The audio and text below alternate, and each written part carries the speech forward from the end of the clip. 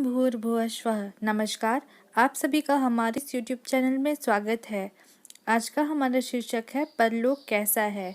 तो आइए वीडियो शुरू करते हैं। आज हम जानेंगे कि परलोक क्या है और परलोक कहाँ है। परलोक का दूरी से कुछ भी संबंध नहीं है। जैसे एक्स रेज ठोस पदार्थ को चीरती हुई पार हो जाती है और हमें दीवार का पर्दा तोड़ना भी मुश्किल मालूम पड़ता है, पर एक्स रेज के लिए यह पर्दा कुछ भी नहीं के बराबर होता है। जैसे गर्मी और सर्दी का प्रभाव बाहरी प्रतिबंधों को तोड़कर हमारे शरीर के भीतर चला आता है, उसी प्रकार सूक्ष्म तत्वों के लिए स्थूल वस्तुओं के कारण कुछ बाधा नहीं पड़ती।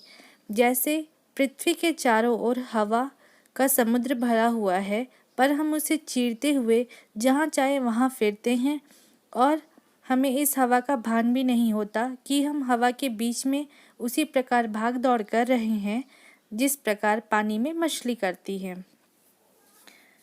संभव है कि मछली भी पानी में स्वतंत्र ऐसे ही घूमती है जैसे हम हवा के समुद्र में घूमते हैं। परलोक कहीं अलग बना हुआ नहीं है, वह तो सर्वत्र व्याप्त है। मृत आत्माएं सूक्ष्म तत्वों की बनी हुई है, इसीलिए वे ईथर तत्व की भांति जहाँ चाहे वहाँ आ जा सकती है।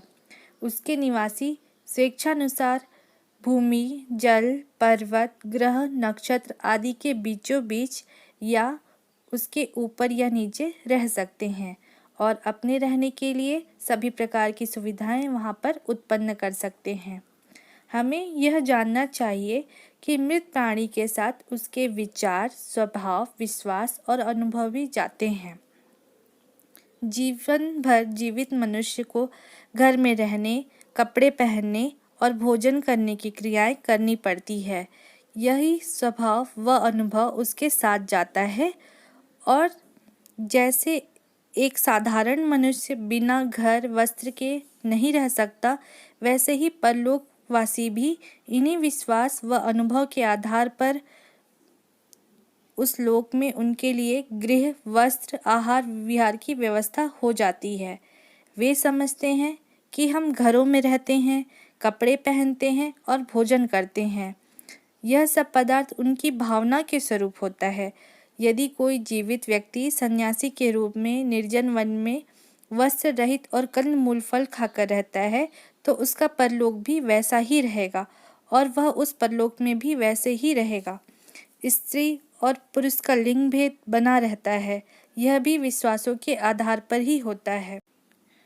जो पुरुष स्त्री भावना का आचरण करते हैं या जो स्त्रियां पुरुष भाव को हृदयंगम करती हैं या अपनाती है, वे कुछ समय तक नपुंसक की दशा में रहकर लिंग परिवर्तन कर लेते हैं और अगला जन्म परिवर्तित भावना के अनुसार होता है। साधारणतः लिंग परिवर्तन करने की किसी जीव की रुचि नहीं होती है।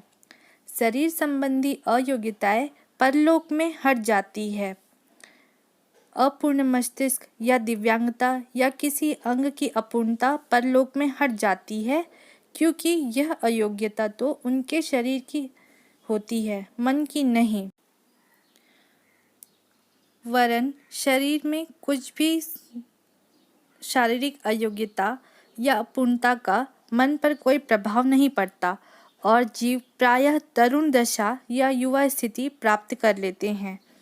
परलोक में परलोकवासी इच्छा करने पर किसी अन्य जीव से भी मिल सकते हैं। इच्छा होने पर वे दूसरे परलोकवासी दिखाई देते हैं और उनसे अपना विचार परिवर्तन करना संभव होता है। यह मिलन तो दो चेतनाओं का होता है। विचारों का आदान प्रदान ही हो सकता है। शरीर कोई किसी का नहीं देखता, क्योंकि परलोकवासियों के सूक्ष्म शरीर वास्तव में देखने योग्य नहीं होते। घर, कपड़े, भोजनादि की हर जीव की अपनी कल्पना होती है। स्वर्गवासी आत्माओं के शरीर में एक प्रकार का तेज होता है, जिससे उनके सुखी होने का परिचय मिलता है। जो जितना सुखी होता है, वह उतना ही प्रकाशवान होता है। मृत आत्माएं एक दूसरे से कह सुन सकती है, पर उनके लिए यह कठिन है कि दुख सुख में भी हिस्सा बांट सके।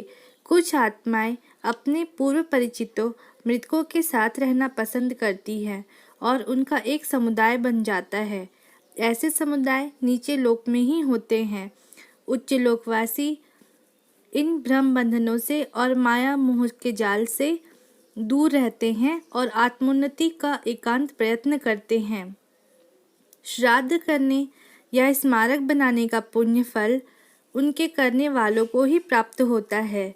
यह दान पुण्य परलोकवासी की कुछ विशेष सहायता नहीं कर सकता, क्योंकि इन उदार कार्यों में उनका अपना कुछ हाथ थोड़े ही है। यह निश्चय है कि परलोकवासी जब यह देखते हैं कि मेरे पूर्व संबंधी मेरे प्रति कृतज्ञता और उपकार के भाव प्रदर्शित कर रहे हैं, तो उन्हें संतोष होता है, और कभी उनके बस की बात हो एवं अवसर पाए तो उस उपकार भाव का किसी अदृश्य प्रकार से बदला चुकाते हैं। अपने प्रियजन की सहायता के लिए जो कर सकते हैं करते हैं। संबंधियों के रोने पीटने या शोक प्रदर्शन करने से मृतक को दुख होता है और उनकी शांति में बाधा पड़ती है। इसलिए उचित यह है कि मृतक के साथ मोह बंधन शीघ्र तोड़ दिए जाए और केवल शांति की उच्च कामना की जाए। धन्यवाद।